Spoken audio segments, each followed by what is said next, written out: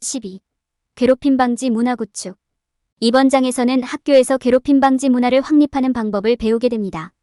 우리는 다양한 형태의 괴롭힘을 다루고 행동에 대한 명확한 기대치를 설정하는 방법을 탐구하고 무관용 정책을 만들고 괴롭힘 방지 관행에 대한 인식을 높이고 존중과 포용에 대한 표준을 설정할 것입니다. 또한 괴롭힘을 경험한 사람들에게 지원과 도움을 제공할 것입니다.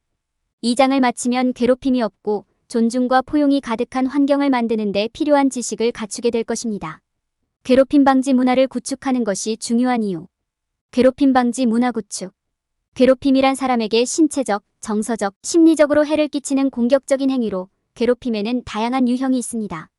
괴롭힘에는 때리거나 밀어내는 등의 신체적 행동이나 놀림, 욕설, 위협 등의 언어적 행동이 포함될 수 있습니다.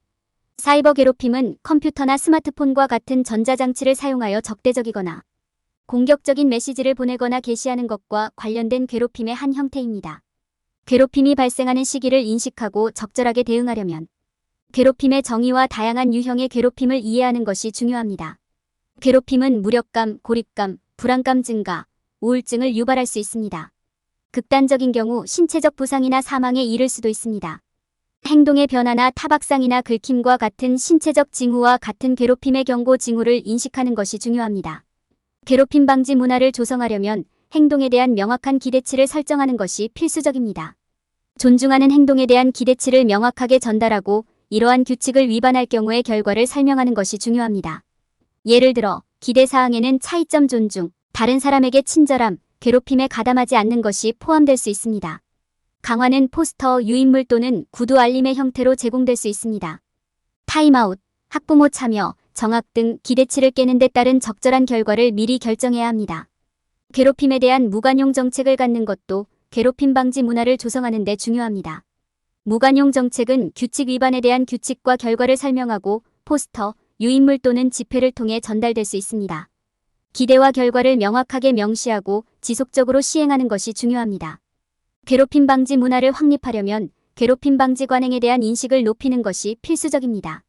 괴롭힘 방지 메시지의 예로는 누구도 괴롭힘을 당할 자격이 없으며 모든 사람은 존중받아야 하며 괴롭힘은 용납되지 않는다는 것 등이 있습니다. 괴롭힘 방지 활동에는 역할극, 토론 또는 스토리텔링이 포함될 수 있습니다. 책, 기사, 웹사이트, 조직 등 추가 학습에 사용할 수 있는 리소스 목록을 보유하는 것도 중요합니다.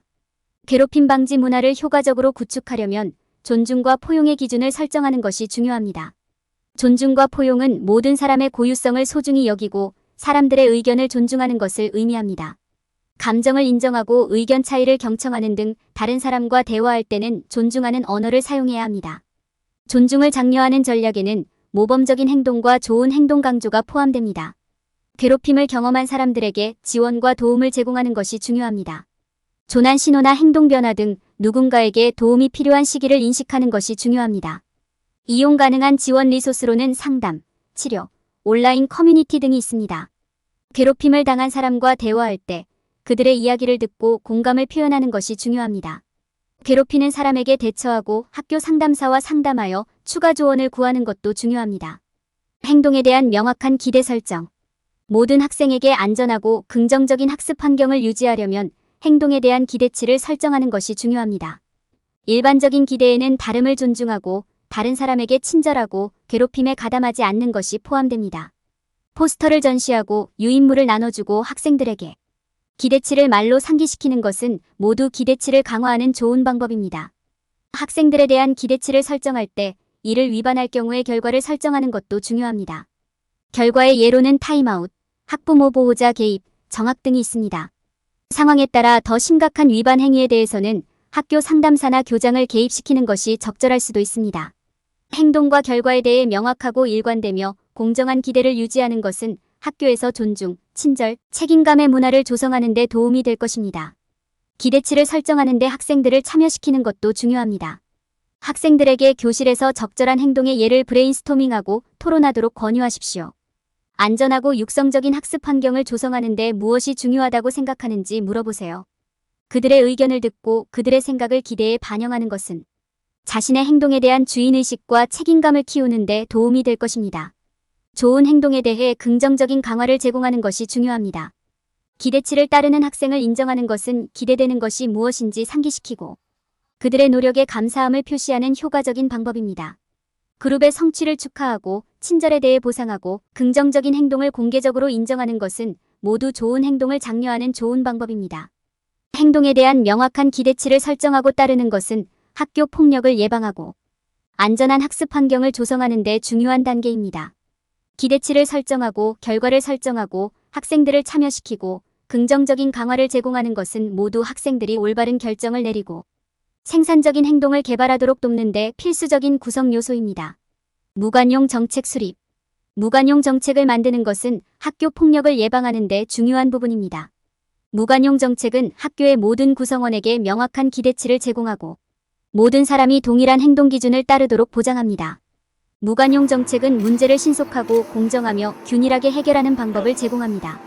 무관용 원칙에 따라 상황의 심각성이나 범죄자의 과거, 행동에 관계없이 잠재적인 학교 폭력 사례는 모두 동일하게 처리됩니다.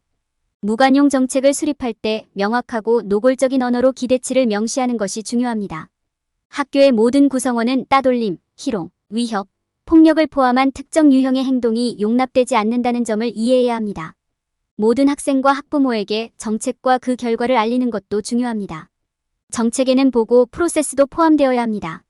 학교의 모든 구성원은 잠재적인 폭력 행위를 목격했을 때 누구에게 연락해야 하는지 그리고 상황이 어떻게 해결될 것인지를 알고 있어야 합니다. 정학, 의무 상담, 부모 참여, 퇴학 등 정책을 위반한 사람에 대한 단기적 및 장기적 결과를 모두 갖는 것이 중요합니다. 정책은 학교 전체에 효과적으로 전달되어야 합니다. 포스터, 유인물, 집회 등은 모두 무관용 정책을 전달하는 효과적인 방법입니다. 이는 모든 사람이 학교 규칙을 이해하고 잠재적인 위반 사항을 심각하게 받아들이는 데 도움이 됩니다. 무관용 정책을 만드는 것은 학교 폭력을 예방하는 데 중요한 부분입니다. 명확한 기대치, 위반에 대한 결과, 효과적인 의사소통은 모두 효과적인 무관용 정책의 필수 구성 요소입니다. 다음 단계를 따르면 모두가 안전하고 존중하는 학교 환경을 조성할 수 있습니다. 괴롭힘 방지 관행에 대한 인식 제고. 괴롭힘이 용납되지 않는 학교 환경을 조성하는 것이 중요합니다. 이를 위해서는 모든 사람이 괴롭힘이 무엇인지, 그 결과는 무엇인지 효과적으로 대응하는 방법을 알고 있어야 합니다. 괴롭힘 방지 관행에 대한 인식을 높이는 것은 존중과 포용을 중시하는 학교 문화를 조성하는 데 도움이 될 수 있습니다. 첫 번째 단계는 괴롭힘에 대한 명확하고 일관된 메시지를 전달하는 것입니다. 괴롭힘 방지 메시지 샘플에는 어느 누구도 괴롭힘을 당할 자격이 없습니다. 모든 사람은 존중받아야 합니다와 같은 진술이 포함될 수 있습니다. 이러한 자료는 학교 주변에 게시할 수도 있고 학부모에게 제공할 수도 있으며 수업이나 조회의 일부로 사용할 수도 있습니다. 명확한 메시지와 함께 학교는 괴롭힘 방지 메시지를 강화하는 활동과 프로그램을 만들어야 합니다. 괴롭힘 방지 활동의 예로는 역할극, 스토리텔링, 미술, 토론 등이 있습니다. 이러한 활동을 통해 학생들은 괴롭힘의 영향을 이해하고 다양한 대응을 연습할 수 있습니다. 추가 학습을 위해 학생과 학부모에게 리소스 목록을 제공하는 것이 중요합니다. 이러한 리소스에는 괴롭힘을 예방하고 피해자를 지원하는 데 전념하는 책, 기사, 웹사이트 및 조직이 포함될 수 있습니다. 괴롭힘 방지 관행에 대한 인식을 높임으로써 학교는 존중과 포용을 지원하는 환경을 조성할 수 있습니다.